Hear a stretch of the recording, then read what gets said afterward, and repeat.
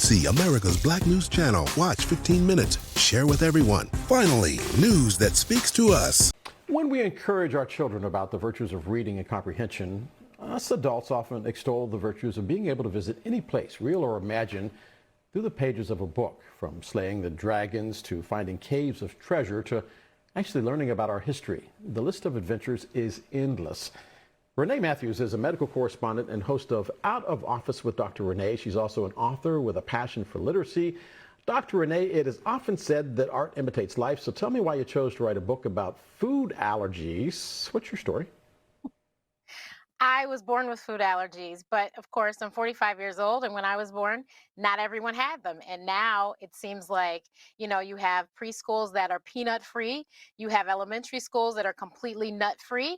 And so I heard horrible stories about children being bullied for their food allergies and kids actually throwing food that they're allergic to at them. And I said, there's got to be something I can do. Not to mention, we need to increase the literacy of, the young children, because of course, if you don't have that foundation, you just, especially in our community, and the fact that we don't have enough books that have us in the books, I said I should write a book.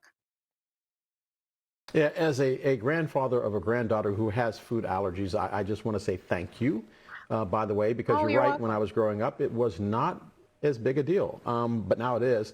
So let's talk about literacy. Comprehension is the understanding interpretation of what we read, but there is another practical thing called health literacy, which according to the CDC includes people's ability to find, understand, and use health information. How does your book help families with that? So it explains in a way that the children can understand exactly what allergies are. This is the first of a series of books called Dr. Renee and Friends, because the next one will be about asthma, which is what I also have.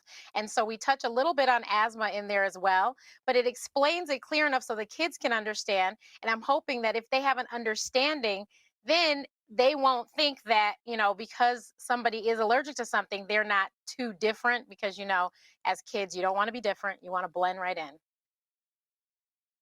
Can you speak to children who think that because they have allergies that there is something wrong with them, that there is something wrong with their immune system? I have allergies. I'm in Washington, D.C., so every spring it is a nightmarish time to even be a broadcaster because of the pollens and the molds and everything else that are in the air here.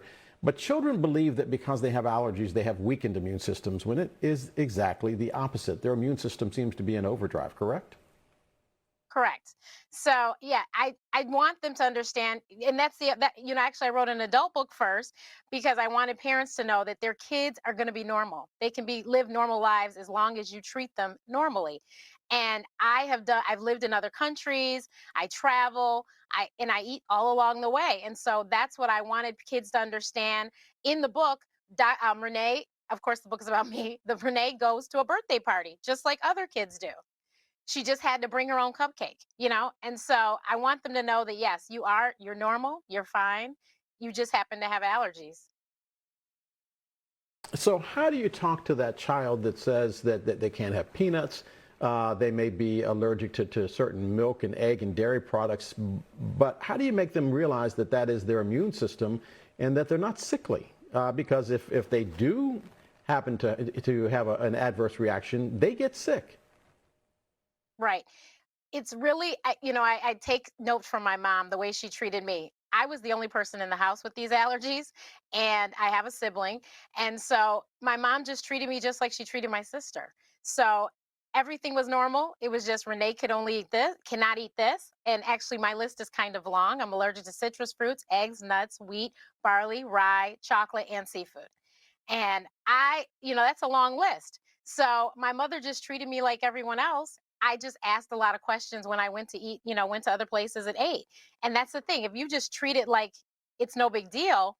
Now, the problem is when you are so helicopter parent with it and you don't let them go anywhere and you're just trying to treat the child like they live in a bubble, that is when you make them feel sickly and feel like, oh my God, something's going to happen. So if the parents relax, then the children will be relaxed. But if the parents have anxiety around going to a restaurant and ordering food, then the children will mirror exactly what they see in the parents.